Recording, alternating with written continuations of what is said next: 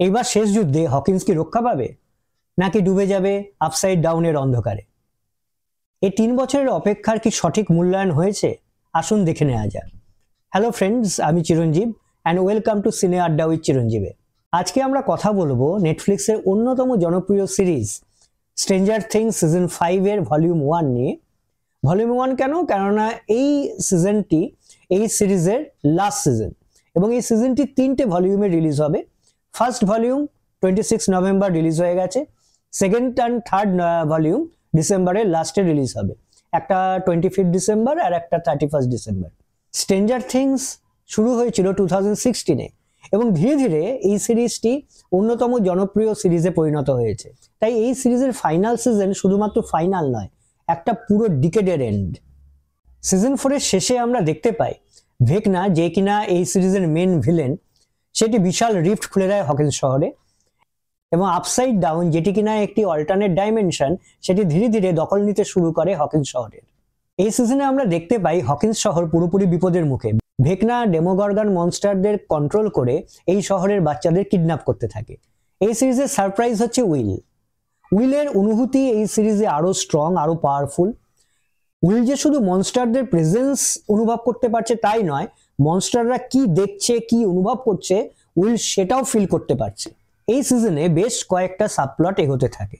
1 নম্বর হচ্ছে 11-এর পাওয়ার রিগেন এবং 11 নিজেকে কি করে ট্রেন করছে by the help of Joyce and Hopper, সেটি এখানে দেখানো হয়েছে। Then Will, Mike, Steve, Lucas, Dustin এবং বাকি সবারই স্ট্র্যাটেজি, ফাইট ব্যাক, এটিও এই সিজনে দেখানো হয়েছে। আর দেখানো হয়েছে ভেকনা বা হেনরির মাস্টার প্ল্যান এবং আপসাইড ডাউনের অরিজিন স্টোরি এবং মিস্ট্রি।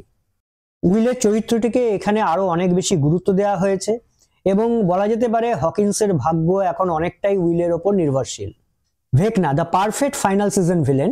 এই সিজনে ভেকনা আরো অনেক বেশি পাওয়ারফুল। তার voice design, prosthetic makeup, VFX সবকিছুই একদম টপ নচ। এই সিজনটা দেখে মনে হচ্ছে নেটফ্লিক্স আর বাজেট সম্পূর্ণভাবে উজাড় করে দিয়েছে এর উপরে। এখানে আপসাইড ডাউনের ওয়ার্ল্ড আরো অনেক বেশি ডিটেলড, এর ব্যাকগ্রাউন্ড মিউজিক, ফাইট সিকোয়েন্স একদম দুর্ধর্ষ করেছে। এখানে friendship, family, sacrifice, drama, adventure সমস্ত কিছুকে সমানভাবে গুরুত্ব দেওয়া হয়েছে এবং সেই জন্যই মনে হয় এই স্ট্রেঞ্জার থিংস এত বেশি পপুলার। এই সিজন 5 এর ভলিউম 1-এ টোটাল 4টে এপিসোড আছে, যেখানে ফার্স্ট দুটো এপিসোডের পেস একটু স্লো মনে হতে পারে, কিন্তু বাকি দুটো episode, that is third and fourth এপিসোডের পেস দুর্দান্ত এবং লাস্ট দুটো এপিসোড তো মনে হয় পিওর সিনেমা। আপনার লাস্ট এপিসোডের রান টাইম হচ্ছে প্রায় 1.5 ঘন্টার মতো, যেটা একটা ইংলিশ সিনেমার রান টাইম, এবং যে এপিসোডটা আপনাকে পুরো ফার্স্ট টু লাস্ট বসিয়ে রাখবে।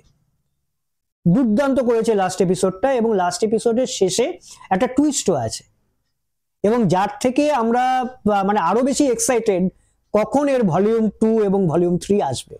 যদি এই সিজনটি না দেখে থাকেন তবে সময় নষ্ট না করে অবশ্যই দেখে ফেলুন এই সিজনটি, আর যদি দেখে থাকেন তাহলে অবশ্যই কমেন্ট করবেন কেমন লাগলো, কত রেটিং আপনারা দেবেন এই সিজনকে। আমি এই সিজনকে দেবো 4 আউট অফ 5 স্টার্স। আর আপনাদের যদি এই ভিডিওটি ভালো লেগে থাকে তাহলে অবশ্যই লাইক, কমেন্ট এবং সাবস্ক্রাইব করবেন। সঙ্গে থাকবেন। Thank you, by.